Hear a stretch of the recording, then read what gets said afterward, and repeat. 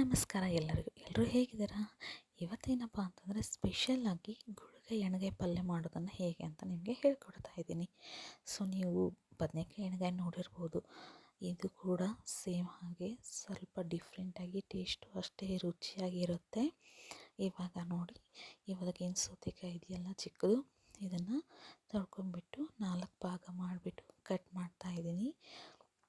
ಓಕೆನಾ. ಲಾಸ್ಟ್ ಕಡೆ ಹೆಚ್ಚೇನಿರುತ್ತಲ್ಲ ಅದನ್ನ ಬಿಡಬೇಕು, ಇಲ್ಲ ಅಂತಂದರೆ ಪೀಸಾಗಿ ಸಪ್ರೇಟ್ ಆಗಿಬಿಡುತ್ತೆ. ಸೊ ಆ ಥರ ಆಗಬಾರ್ದು ಅಂತ ಅಂದರೆ ಲಾಸ್ಟ್ ಏನಿರುತ್ತಲ್ವ ಅದನ್ನು ಬಿಟ್ಬಿಟ್ಟು ಈ ಥರ 4 ಭಾಗ ಚೆಕ್ ಮಾಡಿ. ಹಾಗೆ ಮುಖ್ಯವಾಗಿ ಸ್ವಲ್ಪ ತಿಂದುಬಿಟ್ಟು ಟೇಸ್ಟ್ ನೋಡಿ, ಯಾಕೆಂದರೆ ಈ ಸೌತೆಕಾಯಿ ಕೆಲವೊಂದು ವಿಷ ಇರುತ್ತೆ, ಕಹಿ ಇರುತ್ತೆ. ಓಕೆನಾ.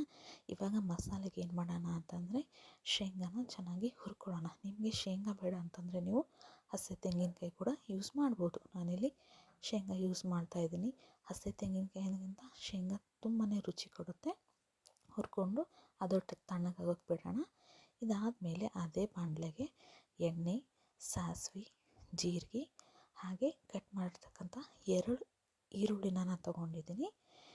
ನಿಮಗೆ ಕ್ವಾಂಟಿಟಿ ಎಷ್ಟು ಬೇಕಲ್ವ ಅಷ್ಟು ನೋಡಿಬಿಟ್ಟು ತಗೊಳ್ಳಿ. ಇವಾಗ ನಾನು 8 ಸೌತೆಕಾಯಿ ತೊಗೊಂಡಿದ್ದೀನಲ್ವ, ಸೊ ಅದಕ್ಕೆ 2 ಈರುಳ್ಳಿನ ತೊಗೊಂಡಿದ್ದೀನಿ.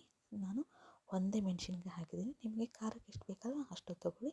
ಹಾಗೆ ಬೆಳ್ಳುಳ್ಳಿ ಹಾಕಿಬಿಟ್ಟು ಚೆನ್ನಾಗಿ ಫ್ರೈ ಮಾಡ್ಕೋಬೇಕು.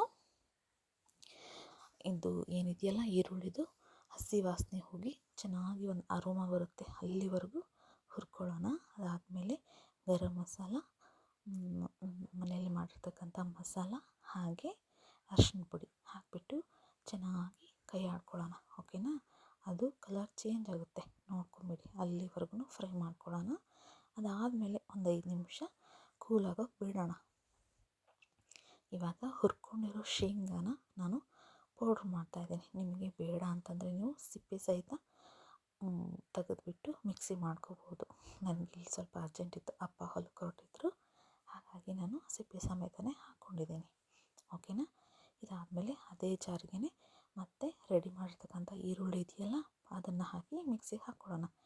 ಇವಾಗ ನೋಡಿ, ಜಾಸ್ತಿ ನುಣ್ಣಗೂ ಬೇಡ, ಜಾಸ್ತಿ ತರಿಗೂ ಬೇಡ. ಈ ಥರ ಮೀಡಿಯಮ್ ಇದ್ದರೆ ಸಾಕು.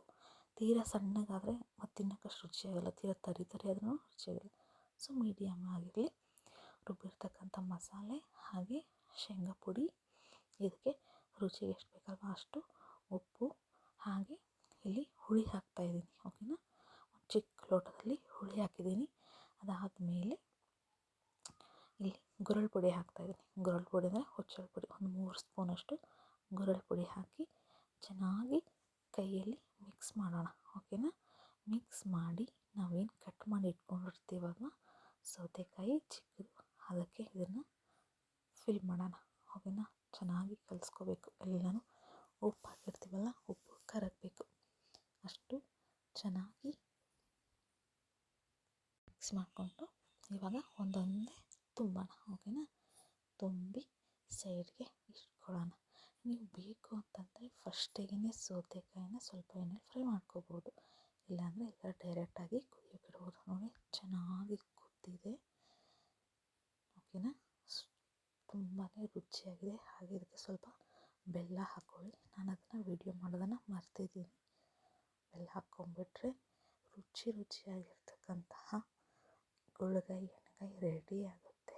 ಅದು ವಿತ್ ಜವಾರಿ ರೊಟ್ಟಿ ಜೊತೆ ತಿಂದರೆ ಮಾತ್ರ ಸ್ವರ್ಗಕ್ಕೆ 3 ಗೇಣು. ನೋಡಿ, ನೀವು ಒಂದ್ಸಲಿ ಮಾಡಿ. ಓಕೆನಾ. ನಿಮ್ಮ ಮನೇಲಿ ರುಚಿ ಹೇಗಿದೆ ಅಂತ ಕಮೆಂಟ್ ಮಾಡಿ ತಿಳಿಸಿ. Thanks for watching.